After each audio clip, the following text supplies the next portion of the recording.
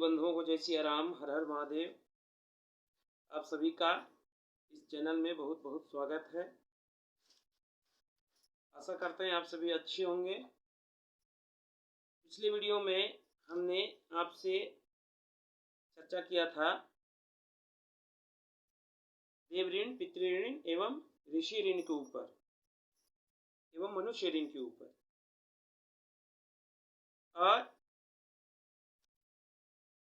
आज हम लोग बात करेंगे कि प्रातः काल उठने के बाद यानी प्रातः काल निद्रा से जगने के बाद हमें क्या क्या करना चाहिए, क्योंकि ये जानना अत्यंत आवश्यक है। तभी हम शास्त्र के नियम से, शास्त्रों के अनुसार अपने जीवन को जी सकेंगे। कब? जब शास्त्रों ने जो कहा है उसके अनुसार हम चलेंगे तब। तो शास्त्रों ने जीवन को कैसे जीना है, ये प्रत्येक तरीका सनातन धर्म के ग्रंथों में कहा है। तो चलते हैं हम लोग कि हमें प्रातः काल निद्रा से जगने के बाद क्या क्या करना चाहिए, कैसे क्या करना चाहिए। तो प्रातः काल जगने का जो समय हमारे धर्म ग्रंथों में दिया गया है वह है सूर्योदय से 4 घड़ी पहले, यानी लगभग 1.5 घंटे पहले।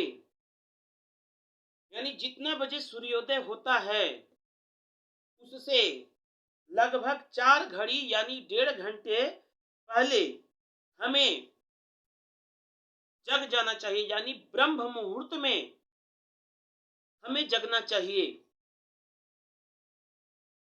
और जो व्यक्ति सूर्योदय के बाद जगता है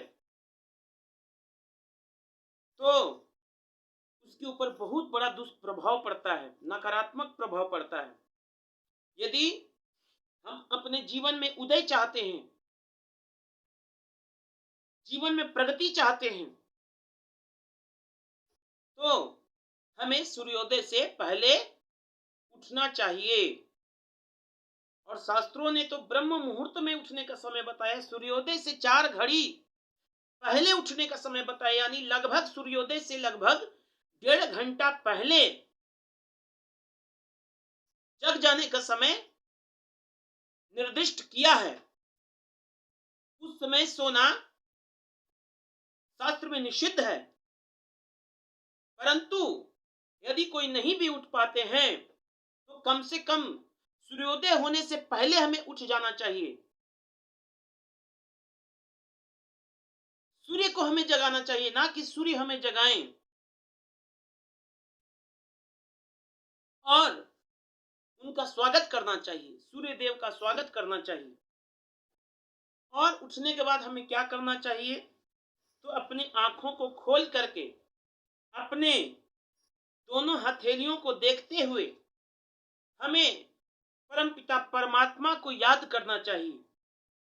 कराग्रे वस्ते लक्ष्मी, कर मध्य सरस्वती, कर मूले स्थितो ब्रह्मा, प्रभाते गर दर्शनम।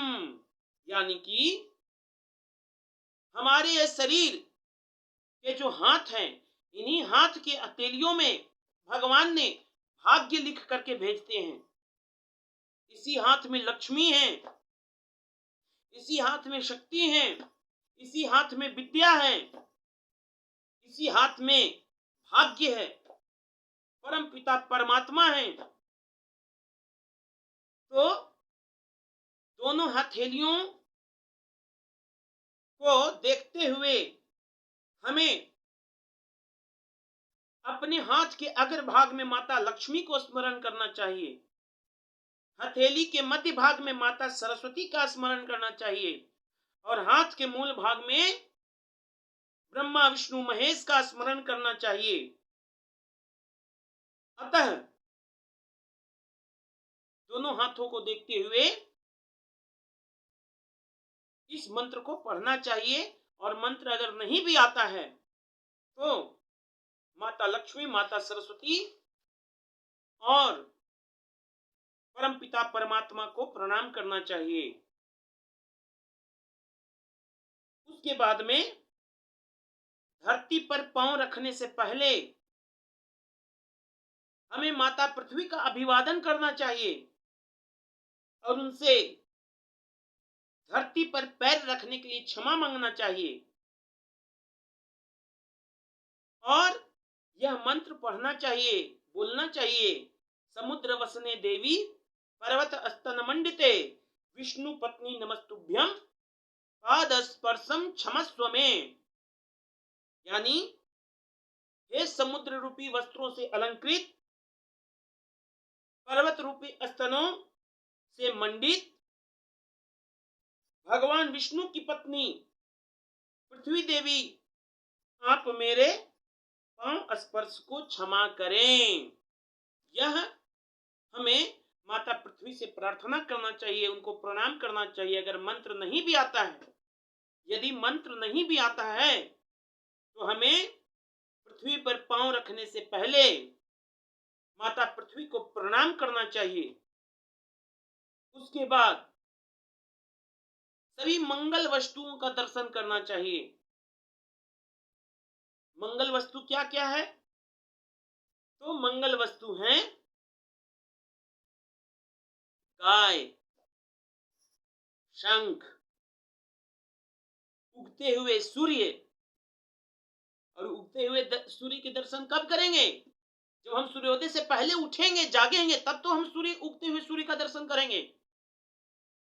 और हम कुंभकर्णी निद्रा में सोए रहेंगे और सूर्योदय के बाद जगेंगे तो हम कहां से उगते हुए सूर्य का दर्शन कर पाएंगे? जब सूर्य लाल हो, ललहून हो, लाली किरण ही केवल हो, वैसे उगते हुए सूर्य का हमें दर्शन करने से हमारा मंगल होता है। उसके बाद चंदन, सोना, मृदंग यानी ढोल बाजा, मणि माणिक्य, दर्पण यानी आईना, अग्नि, अपने माता पिता और गुरु के दर्शन करने से सारे विघ्न हमारे शांत हो जाते हैं, सारे विघ्न हमारे नष्ट हो जाते हैं और हमारा पूरा दिन अच्छे से व्यतीत होता है। और अपने सभी त्रिदेवों सहित सभी नवग्रहों को प्रणाम करना चाहिए, क्योंकि नवग्रहों का हमारे जीवन में प्रभाव रहता है। मनुष्य का जीवन 120 वर्ष का है और मनुष्य के ऊपर किसी न किसी ग्रह का प्रत्येक समय प्रभाव रहता है। और इस सृष्टि को बनाने वाले परमपिता परमात्मा ब्रह्मा हैं और इस सृष्टि का पालन करने वाले यानी हम सभी का पालन करने वाले भगवान विष्णु हैं और संहार करने वाले देवाधिदेव महादेव हैं। लेकिन संहार के देवता होने के बाद भी भगवान भोलेनाथ सबका कल्याण करते हैं, सबका भंडार भरते हैं। इसीलिए हमें प्रातःकाल ब्रह्मा विष्णु महेश सहित सभी त्रिदेवों को स्मरण करना चाहिए, सूर्य भगवान को प्रणाम करना चाहिए, प्रकृति को प्रणाम करना चाहिए, क्योंकि वायु शुद्ध रूप से चल रही है तभी हम सांस ले रहे हैं, जल हम पीते हैं तभी हम जी पा रहे हैं, इसी धरती का अन्न खा रहे हैं तभी हम जीवित हैं। और पर्वतों के कारण बादल ठहरता है जिससे वर्षा होती है, जिससे अन्न उपजाया जाता है। इसीलिए हमें प्रातःकाल धरती माता का, प्रकृति का, सूर्य नारायण का एवं सभी नवग्रहादि देवताओं का तथा परमपिता परमात्मा की आराधना करनी चाहिए। परमपिता परमात्मा को प्रणाम करना चाहिए और नवग्रह का मंत्र भी ब्रह्मा विष्णु महेश सहित पढ़ना चाहिए। और यदि मंत्र नहीं भी आता है तो केवल नाम से ही भगवान को प्रणाम करना चाहिए, जिससे हमारा पूरा दिन अच्छा व्यतीत हो। बाकी सभी भाइयों को राम राम, हर हर महादेव।